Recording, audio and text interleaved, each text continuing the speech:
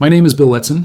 I'm a retired firefighter from California, and for many years I believed I had seen everything life had to offer, from heroism to despair, from victory to loss.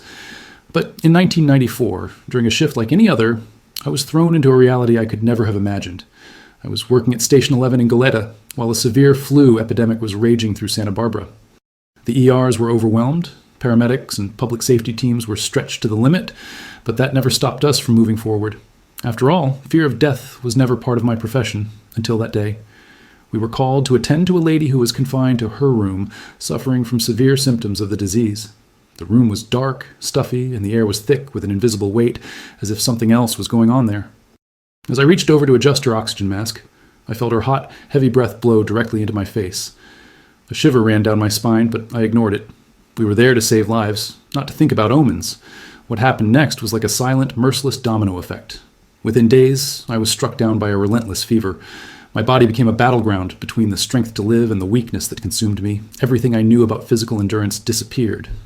I, who had always been a strong and fit triathlete, found myself reduced to a shadow of my former self. When I looked in the mirror, I saw not a fireman, but a specter. My heart was racing, beats per minute, and my blood pressure plummeted. I knew in that instant something was terribly wrong. The Santa Maria Hospital was in chaos. People with similar symptoms crowded the hallways, while doctors seemed to be following an automatic prescription protocol.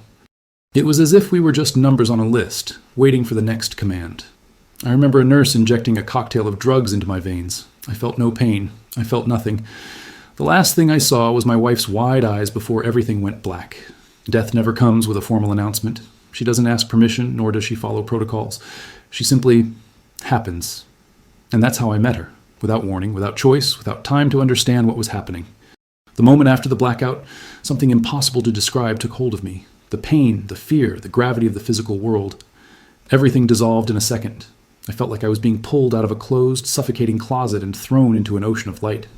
They were stars, but not like the ones we see in the sky. They pulsed, shone, and moved like living beings.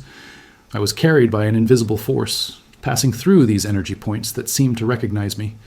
And the most incredible thing, I felt complete, free, as if I had finally woken up from a long, forgotten dream. If there was a destination on this journey, it was not revealed to me immediately, yet something inside me knew I was returning home, a home I didn't even remember losing. Earthly existence seemed like a distant game, a play that no longer made sense. My name, my identity, my story, everything seemed like an irrelevant detail compared to the immensity of what was happening. That's when I realized I wasn't alone. In front of me were 3 small, hooded figures, smiling as if they knew a secret I had yet to discover. His eyes shone with an enigmatic intensity, and they seemed to enjoy my confusion. "He doesn't remember us," one of them said, laughing mischievously. And that was when I understood I'd been here before. In the background, a larger, imposing being observed the scene. His presence radiated love and security, but at the same time, it carried an indescribable weight. I didn't know who or what he was, but a certainty settled in my chest. He knew exactly who I was. "Shall we review your life?"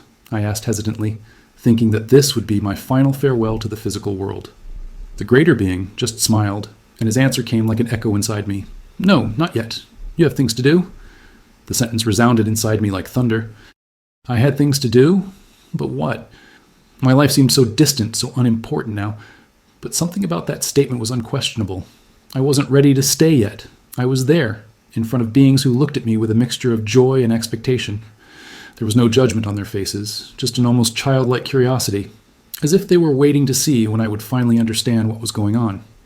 The feeling of being there was so overwhelming that for a moment I forgot everything about the life I had left behind. The larger being, who had been watching in silence until then, stepped forward. His presence was not just visible, it was felt. He didn't speak with words, but his every thought echoed within me as an absolute truth. "You think your story is over, but it's just begun." His voice vibrated within my soul, filled with such immense love that my chest tightened in silent tears. It was not a human love. It was something divine, absolute, incomprehensible. I tried to understand what that meant, but something inside me knew I had heard those words before. There was something I had forgotten, something that was beyond human memory. It was then that, before my eyes, scenes from my life began to project around me. They weren't just images, they were living moments, as if I were present in each of them again. I saw the child I was, the young man full of ambitions, the moments when I chose the right thing and the moments when I failed. It was at that moment that I understood that I was not there to be judged. I was there to understand. The voice echoed again inside me. Every choice you made, every word that came out of your mouth, it all carries weight. You may not remember, but the universe never forgets. A chill ran through my body. I knew this was not a dream. This was real. More real than anything I had ever experienced in the earthly world. I wanted to ask so many things. I wanted to understand what was happening. But before I could say any words, the larger being just smiled and said, "You have a mission, and you will return to fulfill it." I was paralyzed. Back? To what end? What could there be in the physical world that was more important than this place? Earthly reality seemed like a distant dream, almost meaningless now. The suffering, the pain, the day-to-day worries, all of that seemed so small compared to what I was experiencing there. I don't want to go back. The words escaped my mouth before I could stop them. The three small beings laughed as if they had already expected this reaction. But the larger being remained serious. "You don't understand now, but you will when you wake up." His voice was gentle but firm. It was like the voice of a father who knows his son needs to learn a lesson, even if he doesn't like it. Then, for the first time, I felt fear. Not fear of death. Fear of returning to a place where everything seemed to be just an illusion. "What awaits me there?" I asked. The larger being smiled. "What you've always hoped for. The truth.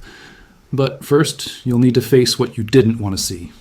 My hands started to shake. I didn't know what it meant, but I felt like something big was about to happen. I tried to reason. I tried to convince them that my family would be fine without me. They'll miss me for a few weeks, but they'll get over it. They're strong. The larger being laughed, a deep, welcoming laugh. "Do you think life works like that? That we are disposable parts? That your mission can be interrupted without consequences?" And then a silence took over the room.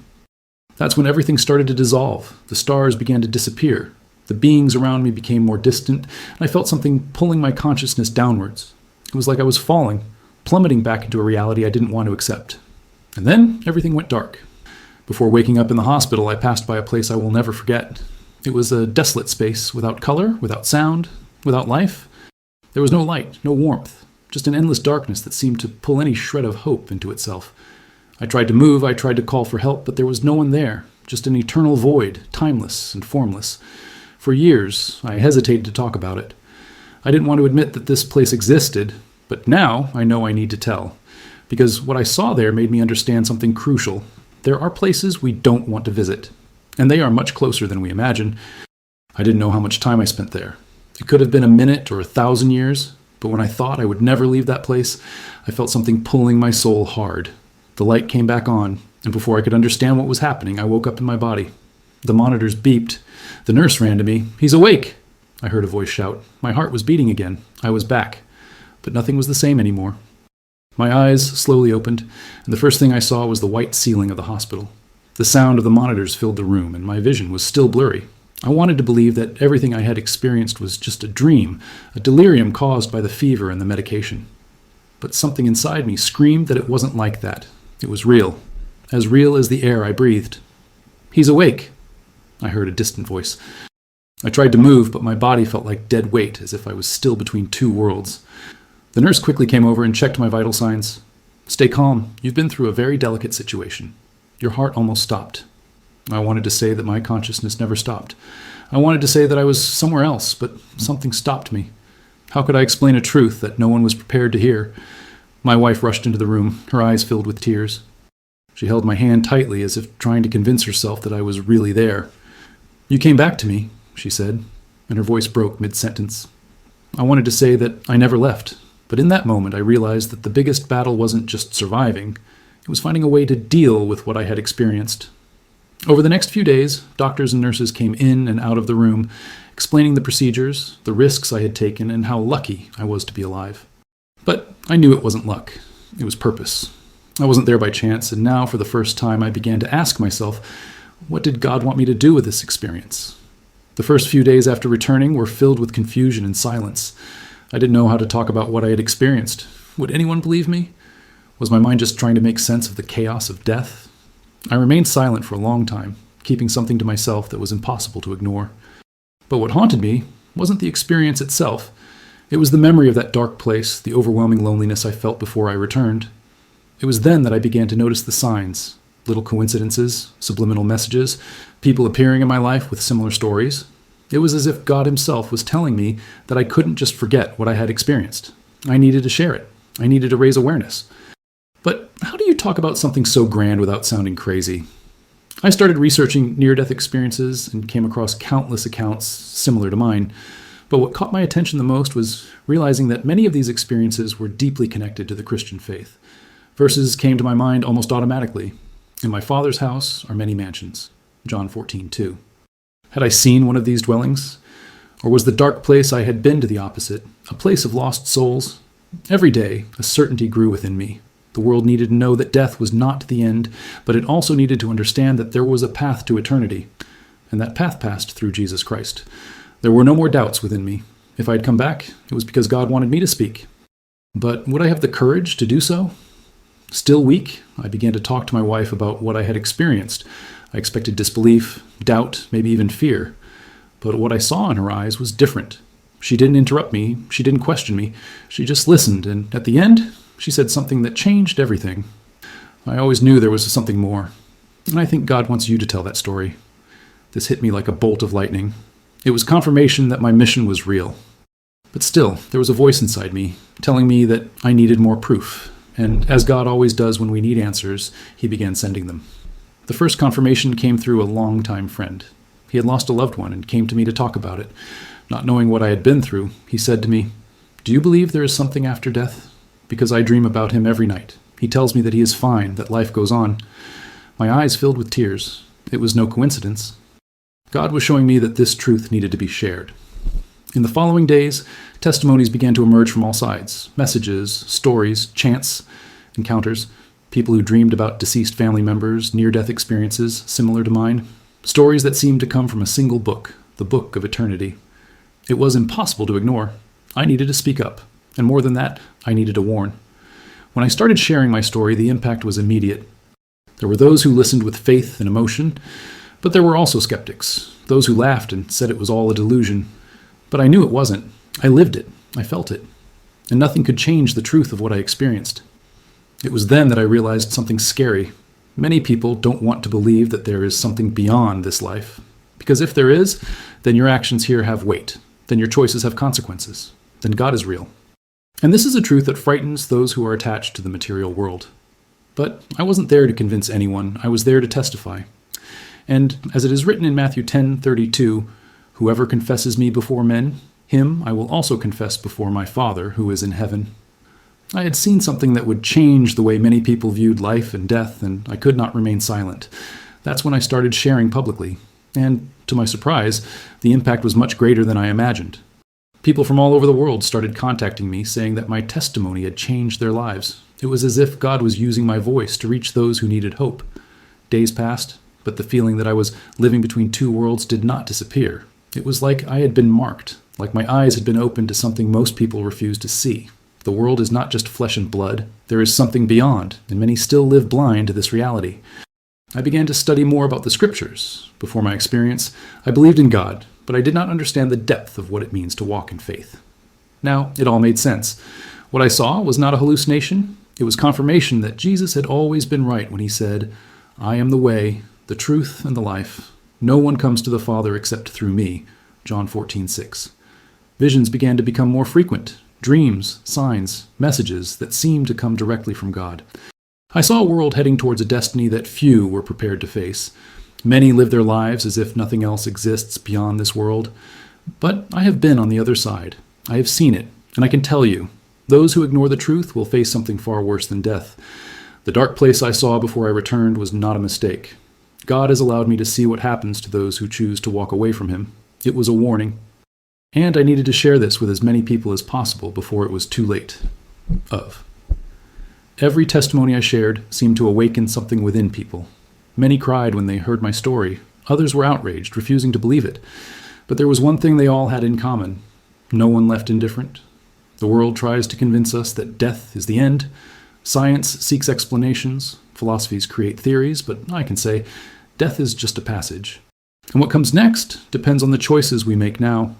I was attacked, called a lunatic, a religious fanatic, but how could I keep quiet? How could I pretend I didn't see what I saw?